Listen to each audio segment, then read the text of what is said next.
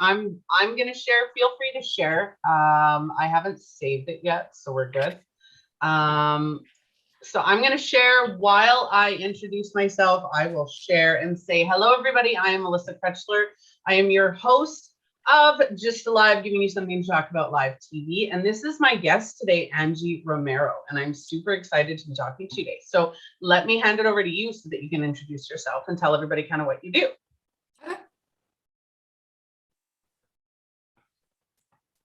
Oh, are you passing it over to me Yeah, now? absolutely. Tell us Sorry, about you. I thought that was like a test run. Well, obviously, my name is Angie Romero, and besides going blank when I get questioned like that. So basically, I am a metaphysical reverend, a spiritual counselor. I have a huge business background, so I'm able to help a lot of people in the business side of it. But mostly I focus on the spiritual because it's my belief that if we're not okay in the inside, it doesn't matter what we do on the outside. Things get screwed up. So that's just a little bit about me. I'm a publisher. I have courses, workshops, the whole shebang, as always. But I just love talking to people because this is what it's about. It's about sharing. It's about conversations. It's about being real. And I think a lot of us forgot that.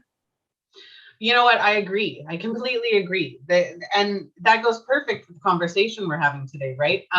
So you guys already know the title of this one is Positivity Movement. And I just had a brain, one of those. Okay, so if anybody doesn't know, I had COVID a couple weeks ago. So I've got a little bit of that brain fog still, just a little bit, but not much. So the positivity movement in cancel culture are creating a fake humanity. And that's what we're here to talk about today, because that's a huge one for me. I can't stand the positivity movement. While I teach my clients how to be positive and how to look at the silver lining of things and how to change negatives into positive, they're not canceling that negative. Right. And they're not just ignoring it and pushing it aside. So for me, that's a huge one, and it drives me nuts. So why does this topic make you passionate? I think it's a little bit of a repeat of what you just said. In my case, of course, I help people from a spiritual level and a mindset level to, yes, of course, we teach them to be positive because there's crap happening in our lives. We're not gonna, lie about that. However, this whole fake it till you make it works to a certain degree. And the problem is people have taken it way beyond what it actually should be and represent. And what I mean by that is, okay, you're having a shitty day. Let's say you have financial issues. I will teach my client ways to hijack the brain in order to not always be thinking about your negative financial situation. So yes, you have to think positive thoughts. The whole positivity culture, though, however, a lot of people have taken it to the extreme of, I just can't think anything bad. And I have to believe in the fake affirmation I'm saying until I believe it. But what happens on the inside is that we're actually repressing our true feeling. Mm-hmm. Everybody goes through different circumstances. Let's say the financial case. There could be many, many reasons why they're in a bad financial situation. Yes, we can do logical steps to do that. But what happens on the inside is that if we repress and we're like, no, I'm a millionaire, I'm a millionaire, I'm a millionaire, something in the back of your mind is saying, yeah, bullshit. No, you're not. Or sorry, I don't know if I can say that, but yeah, go ahead. You're in essence lying to yourself, right? It is. And lying to yourself to the point that then you're beating yourself up, because on one hand, you're telling yourself, I'm a millionaire. And the other hand, you're like, well, I have no money in my bank account. It creates a horrible disbalance within us. Yeah. And I think that's where this whole positivity movement of you can only be positive and you can only talk affirmations and you can't look at anything bad is really taking people down the wrong path. And I don't think that was the intention to begin with. No, I think the positivity movement, and I became a coach, I'm assuming you as well, close to the time of the positivity movement, right? And I started off as well in the spiritual, right? Because I'm a spiritual teacher as well, on top of being an identity coach. And when I first started, I was a positivity coach, right? Because I wanted to teach people how to be positive in spite of the negativity. Mm-hmm. And I remember I actually had this group of women who, one woman private messaged me on Facebook and she says, you're really negative. And I said, how so? And she says, well, you talk a lot about negativity. And I said, because it's important. She goes, yeah, but you're alienating everyone around you and people are talking about you. And I said, well, if they're talking about me, okay, good. First of all, maybe people will actually talk about what the real issue here is. And that's negativity in your body, in your energy, in your system is like, it fills up like a cup, right? And you keep pushing it down and smushing it down. And then eventually that cup gets so full that it overflows. And when it overflows, that one thing that may have caused that negativity. So you're unhappy with who you are. You don't know who you are. You're not happy in your relationship. You're, like you said, you're financially not where you want to be. Whatever that negativity is, you're not working to fix that issue. You're just trampling it down, right? And then again, it overflows, but then it overflows into every other aspect of your life, right? And you're screwed. Like that's when it's like, okay, now I'm upset about everything, Right. not just that one thing. Right. And then the other part of it is because everybody's talking about the same thing and everybody's supposed to be positive. What happens when you really hit rock bottom and you realize I need help? Then they don't talk about it because it becomes voodoo. Not voodoo, tabooed.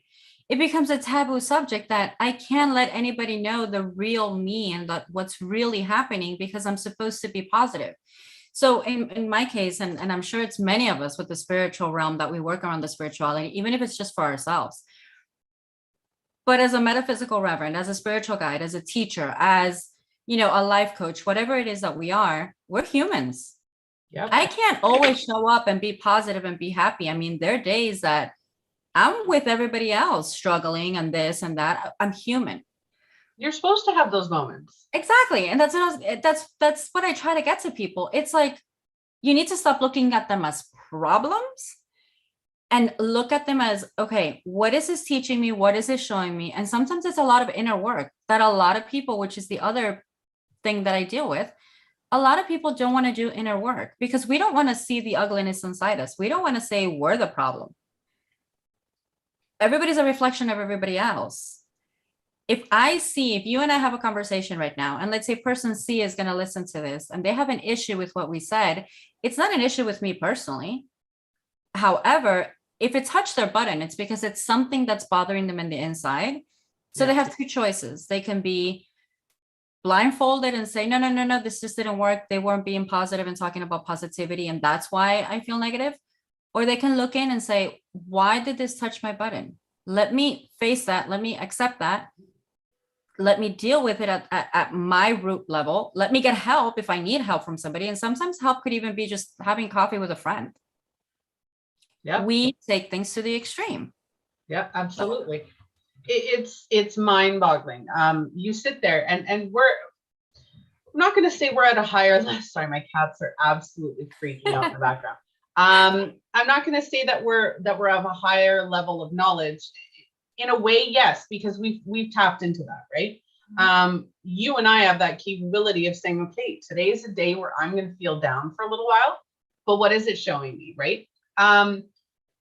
I created a quote a while ago that negativity is the catalyst to positive growth, right? Because that's exactly, if you don't experience negative situations, emotions, thoughts, beliefs, whatever, you're not going to grow. You're not going to get to that point where you're like, okay, I figured it out. Now I can get to where I want to go, right? Or now I can take those steps.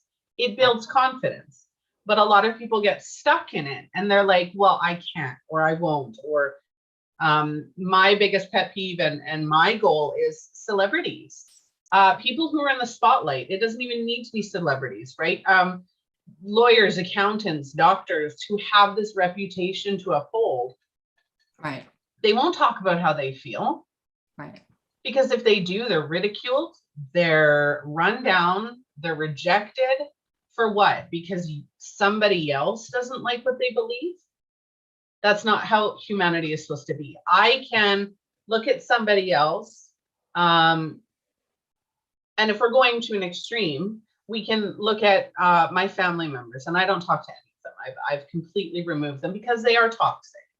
But But regardless of the fact that I've removed them, I can look at them and say, you know, I love you and I will always love you. But I don't have to be involved Right.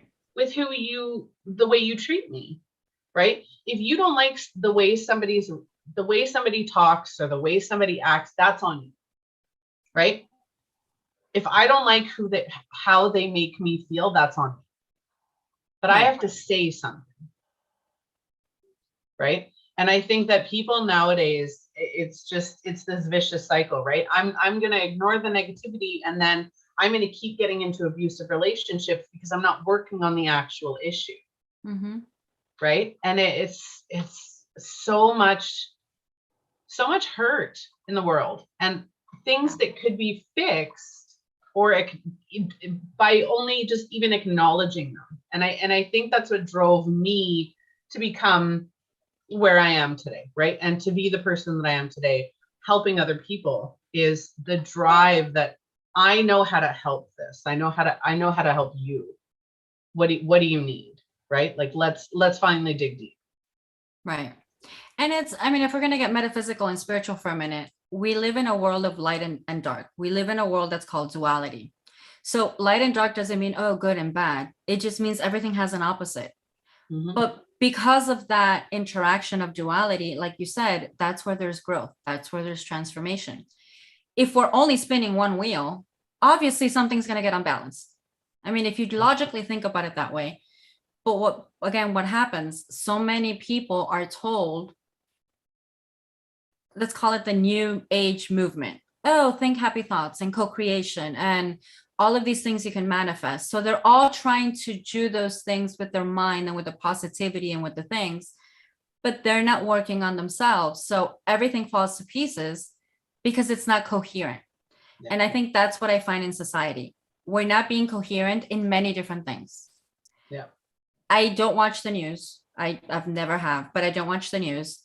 But to give an example, if a news broadcast says something, people will tend to believe it 95% of the time who listen to it.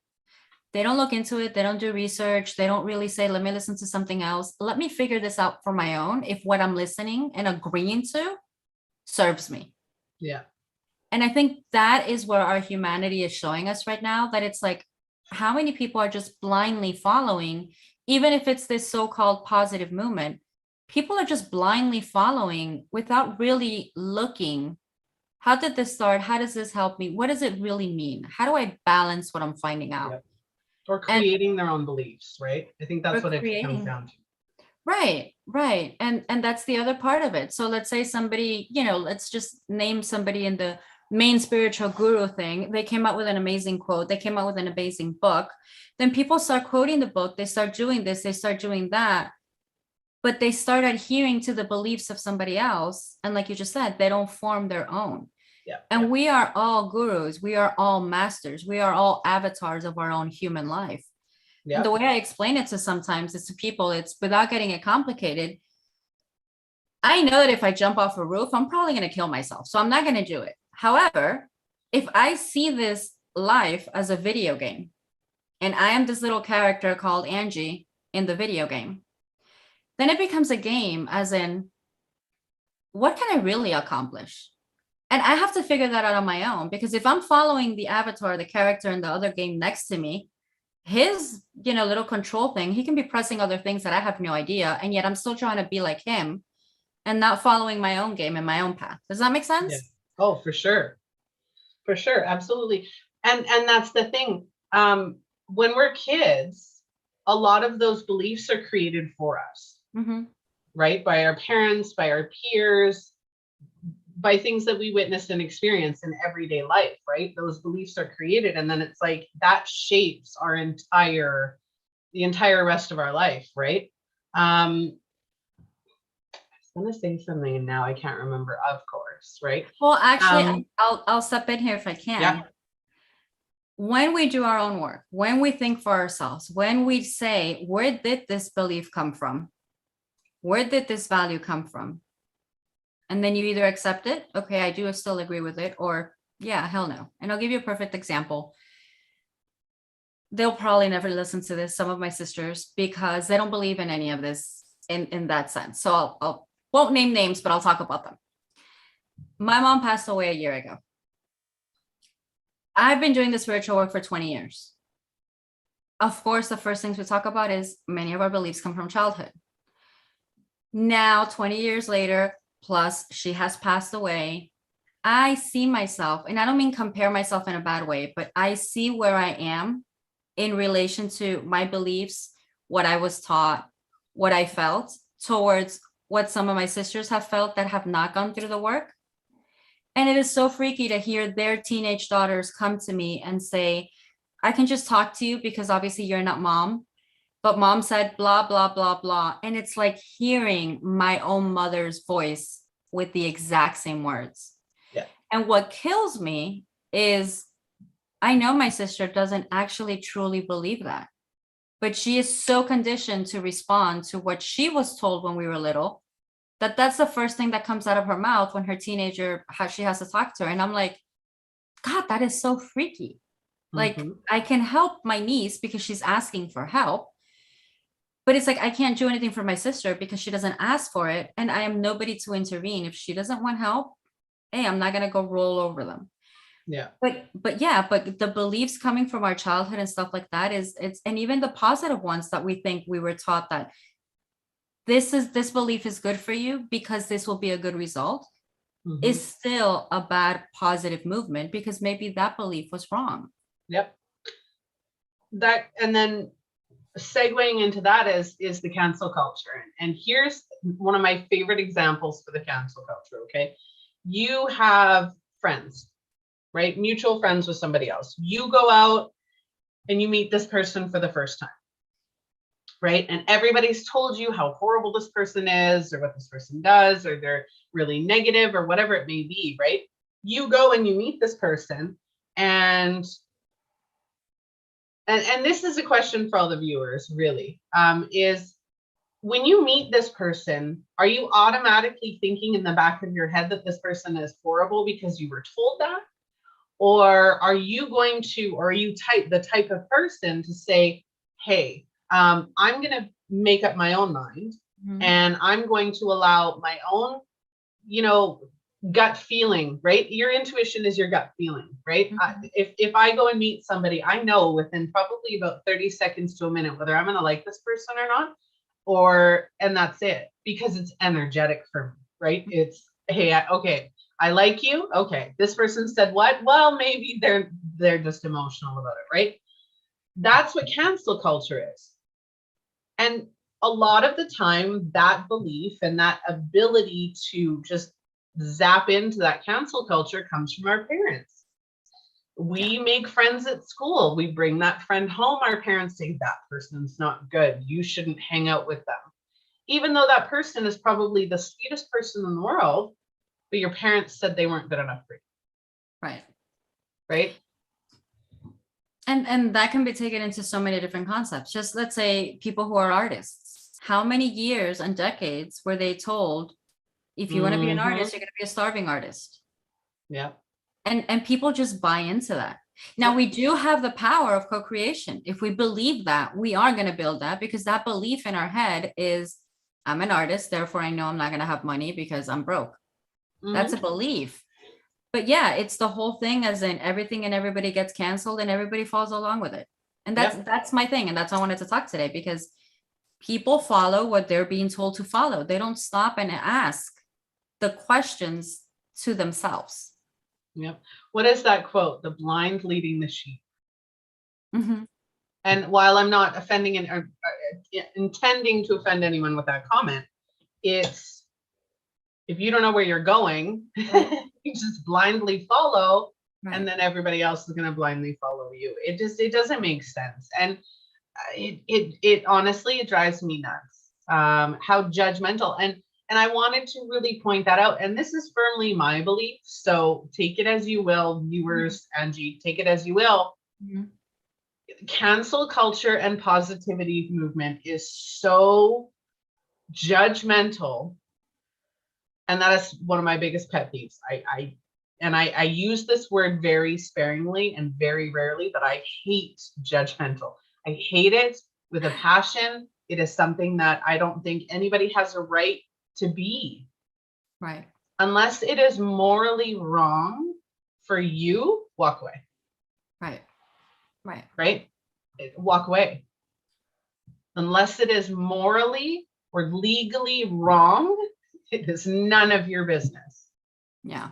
To judge somebody else. And it's, yeah, it drives me nuts. And I think that's what and that's why I think cancel culture and the positivity movement is creating such a fake society or fake humanity, because everybody is scared to be themselves. And I'm gonna add a piece here. Social media has not helped at all. Not at all. Okay, personally speaking, I know of a couple who have gone through hell. I mean, have gone through hell. But you look at their Facebook picture, they look like newlyweds of 25 years. It's like, seriously? Seriously. Yep. Why are we being fake on social media? My personal social media, I haven't posted anything in a while just because, I don't know, I haven't posted. And I've heard of people, but why not? But why aren't you sharing? But why aren't you? Because it's not important. Like, everybody has been so, oh my God, we have to be on social media and we have to show the good. Why? I mean, I have written myself blogs and posts of when I feel like crap. Today is one of those days that I feel like crap. And obviously I'm not putting a picture because I look like shit, in my opinion, but this is how I'm feeling. But it's okay to feel that way, because I have to tell people that it's okay for us to share that too. Yeah. Yeah. I think social media, Pinterest, Instagram, Facebook, all of that, they're great marketing tools. I come from a business background. I get that. They're good social tools because it unites a lot of people that we would never have met. You and I would never have met if it wouldn't have been through social media. Oh, for sure. So I think there's a lot of positive in that, but it's the same thing that we're talking about. There's positive and there's negative. Well, it's like the show, right? Right. One of the reasons I created the show, I wanted to talk about things that were passionate to me, passionate to my co-hosts, things that people wanted to actually hear and talk about. Without maybe even knowing that that's what they wanted to hear and talk about. Exactly. Because nobody else talks about it. Exactly. And again, I was going to say something and then I forgot. See, this is what happens lately. Yeah,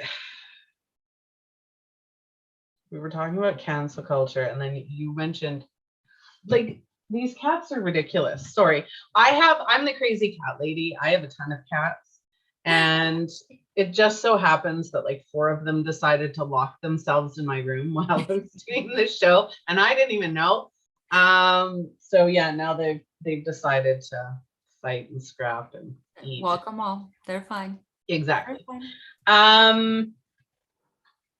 Oh, and it was so good, and it's on the tip of my tongue what I wanted to say, and now it's just like I can't remember. Was it about the judgmental? I don't think so. No, I don't think so. It was about social media for sure. Social media is so fake. Like, yeah. I caution people when they're on social media. Like, there are so many things on social media that are misleading. Like my daughters, they're 7 and 12, and they watch YouTube and TikTok and whatever. And I'm fine with it. They're gonna see the stuff anyway. It's not like, but it's funny because they'll be watching these shows and I'll be like, why are you watching that? And they'll be like, why? And I'm like, because it's staged. Like, it's so, right. These videos of, oh, I caught him cheating. You're walking down the stairs behind him in the dark with a video, and he didn't know. There's no way that they don't hear you or see you. Yeah, it is so fake. And I think that it's so misleading that it, my daughter wanted to be a YouTube star, and I'm like, why? First of all, why? Second of all, okay, not a problem. If you can give me an idea of what you would like, for sure, I'll help you out with it. And then I ended up giving her an idea because one of my daughters deals with something that's pretty interesting. And I said, why don't we do one together? Not even really me involved, but every so often, just to, if anything needs to be corrected or if you're leaning off course, because she's 12. And she never followed through. And it was just, it made me think about it, like how entitled social media makes people. Like, oh, I'm going to do this when I really have nothing to talk about and no skill to put out there for people to actually follow me. Yet I'm just going to do it anyway because everybody else does. Right. Right. I don't know. It's a sheep culture, that's for sure. Yeah, it is. And let's say just in the regular coaching field, there's some really, really good coaches. And then you can tell the coaches that are mimicking those really good coaches because they're like little mini carbon copies. Oh, try to But say it's but you can feel that it's not authentic. And that's the thing. So when clients did come to me for business and I would look at their copy and I would help them with this, and I was like, tell me where you got this from. I'm not saying the copy's good or bad. Just tell me your initial, how did this come about? Blah, blah. They go blank because it wasn't theirs. Yeah. So then I bring in the spirituality part to it. And I take them through a process for them to connect to themselves. And then I have them rewrite the copy. And it's like, you can read, it's a different person. I'm like, okay, now this is you. That was that coach. Yep. You want to get templates to help you because you need a starting point? That's fine. But use it as a starting point. Don't be the copy of somebody else. Yep. And that's what everybody's doing in every sense. And it's, yeah. And you've got to wonder. And so again, I'm an identity coach. This is my favorite topic. But if you're trying to be like everybody else, you're not going to be you. And then you're going to get unhappy because you're not you, right? Like if you are, and let's use a mom for an example. Okay. I don't wear makeup. I choose not to. I used to when I was younger, but I choose not to. 99% of the time I'm in tank tops and a sweater. And like, I'm outwardly, my appearance is meh. Like I get my nails done and I love my hair and I'm just like, okay, whatever. But if I turned into, if I started wearing makeup, and I've thought about it, right? And it still gets into my head, I need to be pretty and I need to lose weight and I need to wear makeup and, look fancy. That still gets into my head every so often because that's who I see when I look at the people who are successful. And I'm like, no, though, but that's not who I am. That's not who I want to be. I want to be the face that everybody sees without makeup. Right. Without making myself feel uncomfortable. And that's the key word. Yeah. Sorry, but that's the key word. You have to see what actually makes you comfortable. Exactly. Yeah. Because as a coach, I can tell you, oh, go wear makeup. But if that doesn't make you comfortable, how good am I telling you? And how good are you if you're going to deny yourself and just do it because somebody else told you?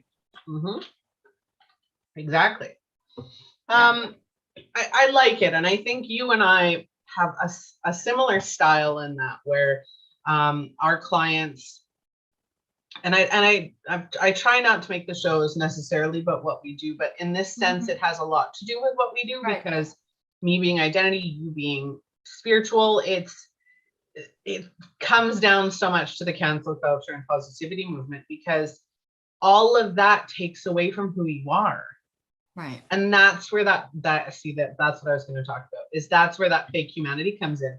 Because let's say you are one of those people who, your parents told you that you were going to be a starving artist, right?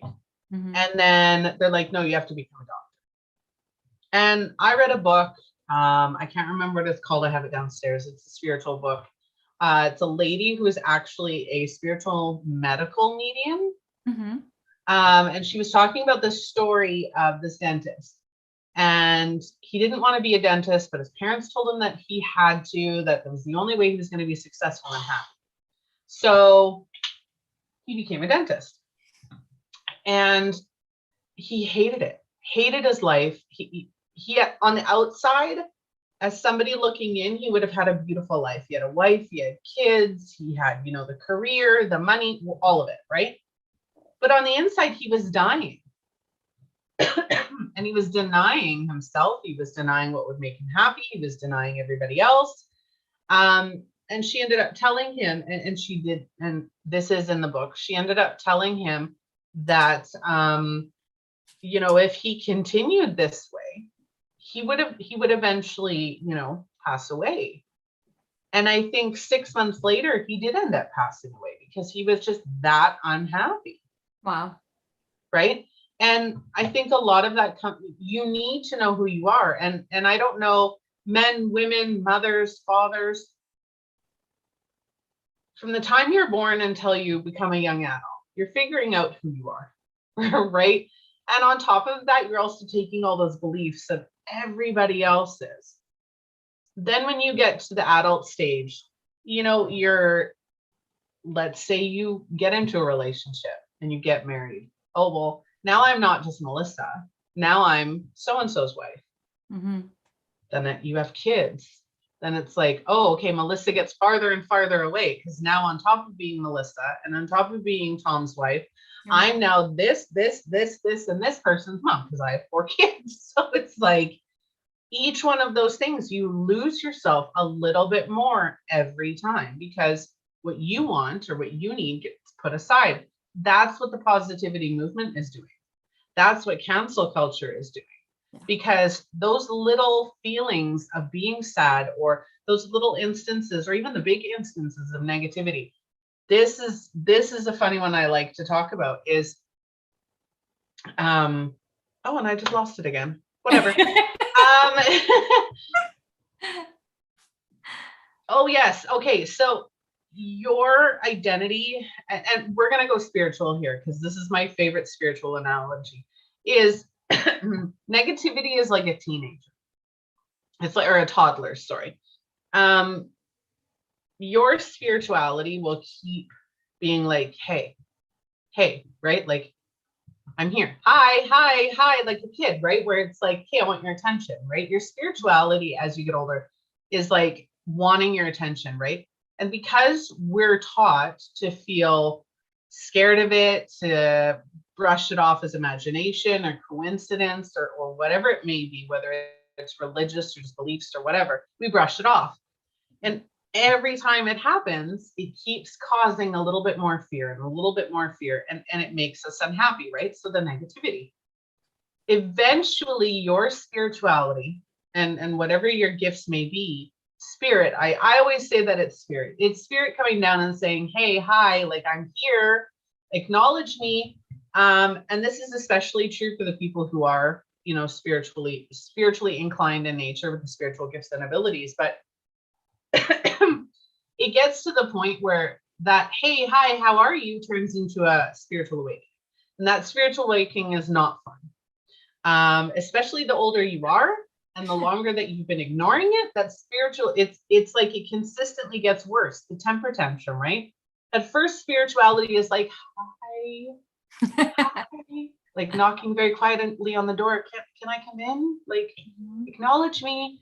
And then by the time you have that spiritual awakening, it's like it's a full-blown temper tantrum. That child is lying on the floor, screaming at the top of their lungs because you won't acknowledge them to give them a freaking candy. Right. In the middle of a store. Right. Right? How much panic and anxiety do you think denying spirituality creates in somebody? I know people who can't leave their homes because they refuse to acknowledge that they're spiritual and that the moment they leave the house, they're inundated with the energy of other people as empaths, or they're inundated with mass amounts of spirits who want to connect to them, or and they have no idea because they refuse to acknowledge it, and now they can't leave their damn house. That's the cancel culture. That's the positivity movement. I'm just going to think positive and it's all going to go away. No, it's not. Yeah. I have so many things that we can say right now. Okay. Based on what you just said, right now, I'm laughing because I am helping somebody who is very spiritual in the sense that he knows about spirituality. He has the energy because you could just feel it around this person. Mm-hmm.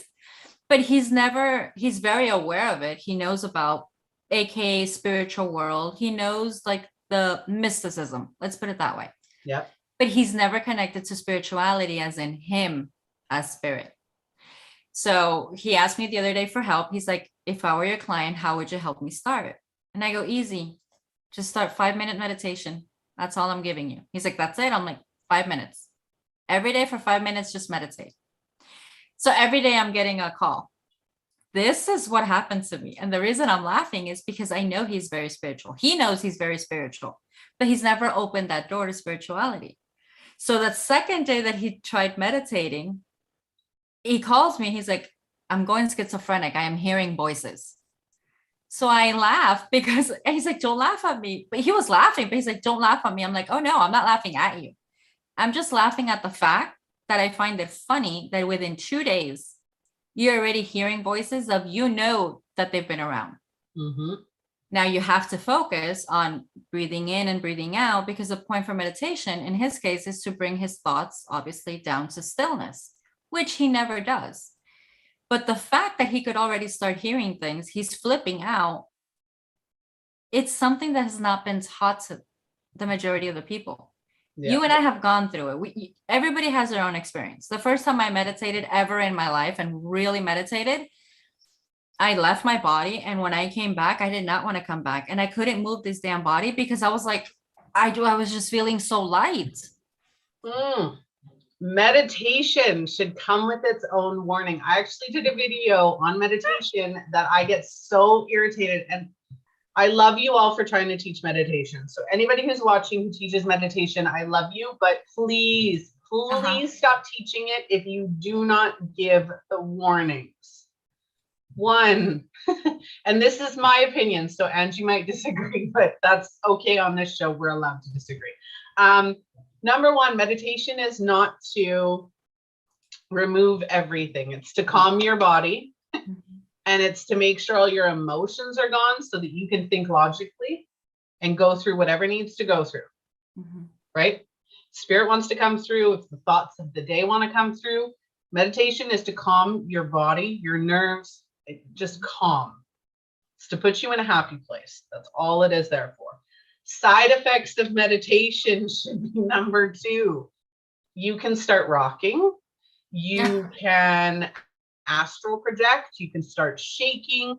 I know my best friends since kindergarten, like we're talking 30 plus years, tried meditation once and only once. And she didn't learn it from me. She learned it from somebody else. And she will never do it again because nobody warned her that there are side effects that, and if you're teaching somebody to meditate, it's because they're already experiencing panic and anxiety. They're already experiencing things that they don't understand. To teach them, okay, this could happen. It's okay. You're not crazy for it happening. You're not schizophrenic in your client's case, right? Just, it's okay. Lots of different things can happen with meditation. Just ask about it. Yeah. And the truth is, as side effects go, it can be anything. Exactly. Like there's no way we can give a list of these are the side effects that you might get. No. You can give some though. You can give like some, right? With the caveat that of course anything can happen. But again, just, hey, these are a couple things that could happen. There are many more. Don't worry if something happens, write it down, right? Calm yourself down, do the 15-second breathing technique, whatever it is that you need to do, just relax, write it down, and call me. Or message me and say, hey, this happened. Is this okay? Right? Instead of panicking, because I know a lot of people who meditation has actually been worse for them than anything because they didn't know. Right. And going back to the whole positivity movement, there are people that are going to learn to meditate because that's what they've been told they should do. So maybe they're not going through anxiety. Maybe they're, whatever reason they're coming into it. Some of them are just because it's the cool thing to do, like yoga. Yoga is such a beautiful practice. It's the connection of mind and body. It's a hell of a workout. It really does a whole bunch of different things. 50% of the people maybe do yoga because it's the cool thing to do. It's like the aerobics of the 90s or the 80s or whatever. And So, and again, everything is positive and negative. Everything is in a duality. Yep. I believe it's great that there are some people that just start because it's the cool thing to do, because maybe they find something. And maybe it's not to become a yoga teacher, but maybe something through the way of them doing yoga opens them up to something else. And that's life. Yep, absolutely. So maybe somebody going to a meditation center because they thought it's the cool thing to do. Maybe they didn't find anything at meditation, but maybe that center offered something that was meant for them. Yeah. So we have to take everything with a grain of salt. And that's the whole thing about this positivity movement and the cancel movement. It's take it as it comes, see it, trust it, be authentic with yourself, and then see what happens without repressing anybody or anything, or just go with the flow. Yeah. How many relationships are damaged because of the positivity movement and cancel culture? That's another one, right? I don't like what you said. Well, I didn't know that was going to bug you. Right. Right. I don't know how many people, like, if I turned around and if somebody called me, pardon my language, if somebody turned around and called me a bitch, I'd be like, okay, and your point? Like, Right. I know. I will fully wholeheartedly take that on, right? That's okay. But if I turned around and called somebody else that, and that hurt their feelings, am I wrong for doing that? Not necessarily, because I don't know it hurts their feelings. Right. Now, if they turn around and said, you know what, if you call me that, that really hurts my feelings, please don't do it again. And I say, you know what, absolutely. I might not agree with them, but I'm respecting that that's their belief, right? I'm not just canceling them because, oh, you don't agree with me. Right. Drives me nuts. You know, it's funny. I am Hispanic. Mm-hmm. And the other day I was listening to a radio station where they actually speak Spanglish, which to me is hilarious because they actually speak both languages like in a sentence. And they gave an example of, you know how they call into the radio station with whatever theme and then callers come in and give their opinions. I never heard the original caller, but then they were talking about it. And they were saying, they were asking the callers to call in for their opinion if this mother should apologize or not. So the story was that she has a 14-year-old son who's going out with a 14-year-old little girl, like a girl. And in confidence, playfulness, slang, she said something to her son, kind of negative, like a phrase about the girlfriend. As a Hispanic person and hearing the phrase, I can say she could have meant it as a, wow, she is calling this girl a bitch. Or it was just the way, like the phrase comes out and she was playing with her son because she wasn't reproaching him or anything. She just called her that. Mm-hmm. So my point is, I heard all the callers and their comments, and I was laughing in the sense of listening to humanity through this radio show. There were some callers that took it so personal. And then there were other callers that were like, what you just said. Maybe she didn't mean it in a bad way. I get the phrase. I've said the phrase. I've done this. I don't mean it exactly. Maybe people should chill out. Like, I don't think the lady said that. But the people who took it so personal, it was like if they were defending the girl that they didn't even know. Yeah. And they were like, I was considered this, I was that. And it was like, wow. But it's not you. Right. But they just took it on board so much. And I was listening to the whole thing and I was like, I can't believe what we're talking about, humanity. I can't believe this is entertaining conversations that are being put on the radio. This is what entertains us. I love a good sci-fi movie. I love a good action movie. I don't just watch spirituality. I'm a human being. I love all kinds of things. But the other day I was going through Netflix and it just hit me. I was like, wow, everything is murder, killing, drama, like everything, all these negative things. And at the same time, I'm thinking, it's a movie. I don't need to freak out about it. I enjoy movies. But it's the whole, this is what we consider entertainment. Mm-hmm. And I think that's what the disbalance is. It's fine to see that, just like it's fine not to. But we've become a society that we actually consider all the negativity as bad, as entertainment and outside of us, because we don't want to look it on the inside.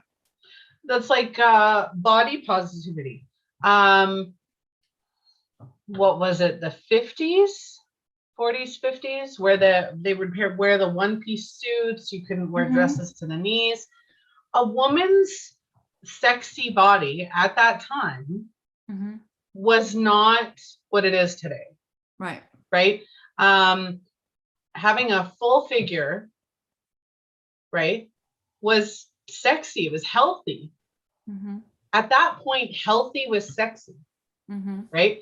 And then it became the Victoria's Secret models, and God love them, but they are so tiny. And like, which is fine, you know, like, I mean, I don't care what body size you are, right? But that's the whole point, is it shouldn't matter. But everybody went along with it. Do you know what I mean? Like, everybody went along with it.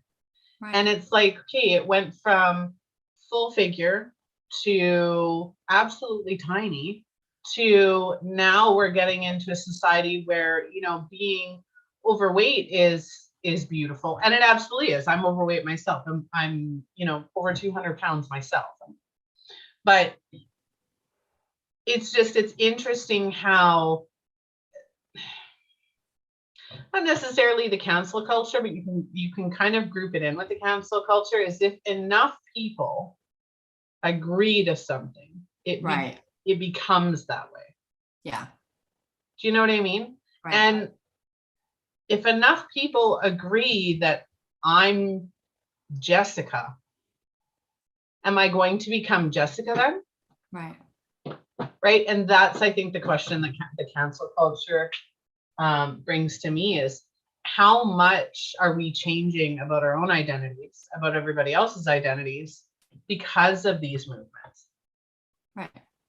So I studied marketing and advertising. And in one of the classes, I could be wrong, but I believe one of the cases that we were told was Barbie. The little girls got the Barbies, so they wanted to be like the Barbie figure. But the Barbie figure is big-breasted, really tiny waist, nice big hips, and like tiny feet. And I remember in the marketing class, they were telling us, you have to do what sells. You give them a vision, they want that vision, they buy the product. Marketing-wise, logic-wise, business-wise, I agree that makes sense. But then again, here's the culture that, let's talk about the body movement. Yes, now we had to become Barbie, quite literally, because that's what we grew up believing, or that's what we were seeing as that's what it should have been. And like you said, now it's like the total opposite.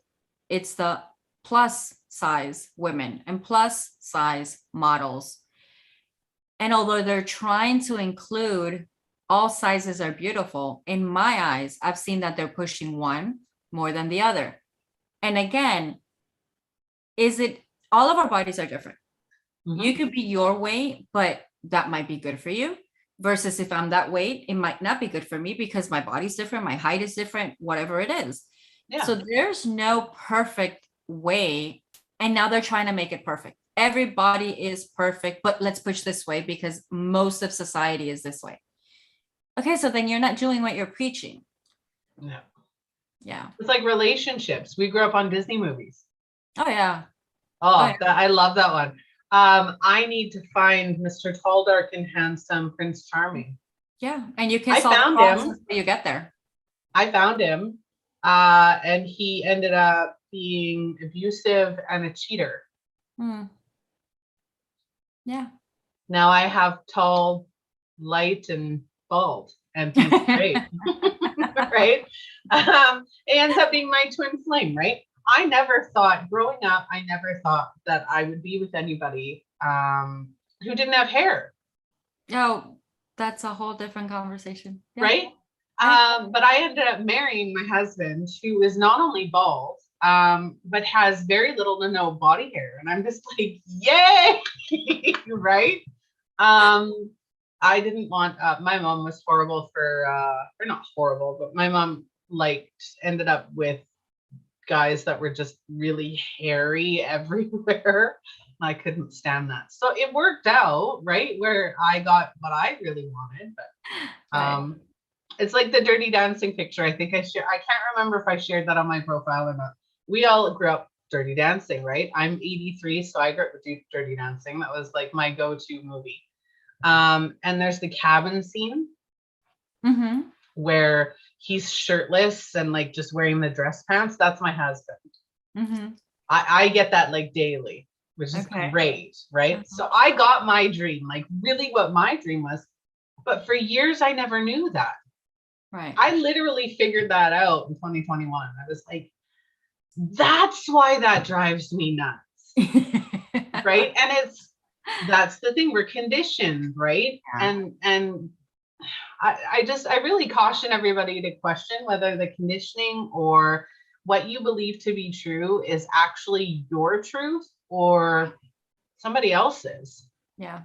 That's a huge question. And I think we like leaving this video here would be, whose truth are you following? Right.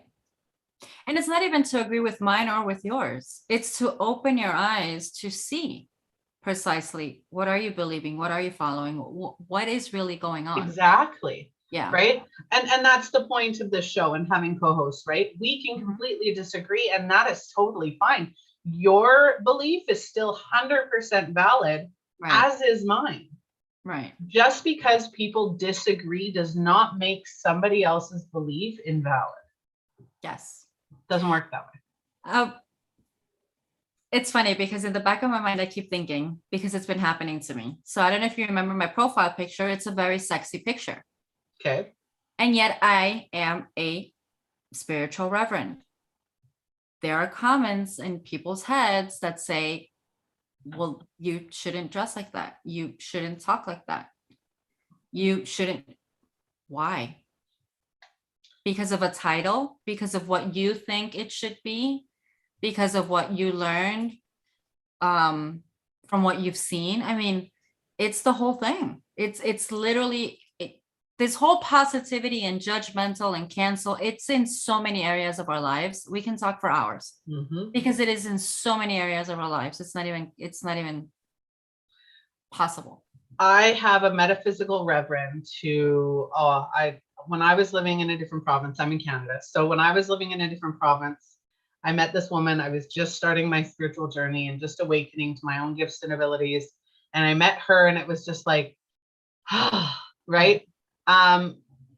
She's like funky. Like she's got dreadlocks and different colored hair. She's got tattoos everywhere. She doesn't care what anybody thinks about the way she dresses and who she is. She's a beautiful and inside and out, right? And I think, again, we get so caught up with what social media says that we should be, that it's like, okay. And spirituality, we get that so often. I had a lady come to my house. She wanted to board her horses when I lived in that other province. And she's like, oh, what do you do? And I said, oh, I'm a psychic. And I had just started my journey. And she's like, okay, I'm going home now. I'm like, okay, bye. And she ended up sending her husband every other time because she was religious and could not accept that I was who I was, regardless of the conversation we had prior to finding out what I was. Yeah. But everybody's beliefs is their own, and we have to acknowledge and accept that that's okay. Yeah. And even with spirituality, it within the own spirituality community, there are people that think if you are this kind of, let's say for you, you're a psychic, you're this, you're that. Oh, they already categorize you as a certain belief they believe in when they think of the word psychic. Yeah. Versus when you say I'm a yoga teacher, then they already think what they think it should be. Look, and within the own spirituality field, there are so many different ways. And what I tell everybody is, I'm a book nerd. I am an absolute book nerd. I love to study. I have a zillion certifications, not because I thought I deserved them or I wanted them or I need them, but because I love to learn. And the more I learn, the more I can talk to different people in a way that they need to be spoken to, that they would understand. Because how I would explain spirituality to somebody could be totally different to what spirituality means to somebody else. Exactly. So we can't put even topics like this in a box, and yet people still try to do that. So I wonder if we teach the same when it comes to spirituality. So in my spiritual teaching, and I'm going to assume, I'm going to take that leap that you're very similar on this, is it's not about what I think spirituality is. When I'm helping somebody going through their awakening or learning how to access their gifts and abilities or what that looks like for them, it's literally that, what it looks like for them. I can give you the guideline of what I believe, but it's up to you to decide, okay, does that resonate with you? Does that sit with you? Let's delve down into your own personal unique identity and how that kind of works for you rather than what I think. Right. And I'm similar in that way. Let's say person X comes to me and we talk about it. I need to figure out where they're standing. Why do they think they're coming to me? Yeah. But then I've also learned to trust my intuition and my tools. And as they're talking to me, I kind of know where I need to guide them that they might not even know, because obviously maybe that's why they're coming. Yeah. And I give little assignments, like with this person, 5-minute meditation. Let me know how it goes for this week. It's nothing big. Oh. She was just about to jump on my keyboard. Mine finally stopped playing with the blinds. So yeah, it's like jumping in and out of the window. Yeah. So it's like I give my clients little bits of guidance to them, but then yes, I'm very similar to you. And then I say, how does that feel? Because I'm not going to give them something to do, an assignment to do, if maybe they don't want to do it and it doesn't resonate with them. Because if something doesn't rate with the other person, the first thing they're going to do is they're going to put a barrier and their defenses come up. And that's not what we want. No, for sure. I 100% agree. Okay. Well, since we're going on an hour, I know. I told everyone when we started this show, I was like, well, it'll probably be like 20, 30 minutes. And I planned on keeping it that way, but the last few episodes have really just gone over. So you never know. Episodes are between 20 minutes and an hour. We'll just say that from now on. Anyway, I guess we should cut this off. I know that my daughter's on her way home, so I will have to go unlock doors. But that's fine. If anyone is interested in what we've been talking about, or would like to reach out to Angie or myself, you can do that through the gystalivetv.ca or .com. All of her contact information and my contact information will be on the website, as well as Just Alive TV is on just about every social media platform that you can think of. So if you want to reach out, feel free. The other thing are, if you have a topic that you want to talk about, if you have a topic that you want to hear about, absolutely reach out. I'm always looking for guest co-hosts, guest podcast hosts, guest blog hosts, as well as sponsorship. So if you want to sponsor an episode, you are more than welcome to reach out to me and sponsor an episode or the website. So Angie, I want to thank you so much for joining me today. I think that the things that we've been talking about, cancel culture, it was pretty tame for today. Yeah. I mean, we can take it so many levels. Exactly. But I'd love for you to join me again. Again, anybody, if you want to reach out to either myself or Angie, please feel free. Of course, anytime. And no, I love talking to you about this because, like we just said, there can be so many layers, many layers, but it's beginning the conversation, which is why I'm more than happy that you invited me along, because it's beginning those conversations that people don't know they need to know about. Giving you something to talk about. Exactly. Yeah. I actually, when I figured out the title for the show, I had listened to giving them something to talk about. Is it Bonnie Straight saying it? I can't remember. Yeah, that's the song that got me. I was like, yeah, we're gonna go that route. But yes, anyway, I hope you all have a wonderful day, wonderful evening, whenever you're catching this. Feel free to comment, reach out, and get those conversations started, because that's the whole point of the show, giving you something to talk about. Definitely. So lots Well, of thank love, you. everybody. Bye.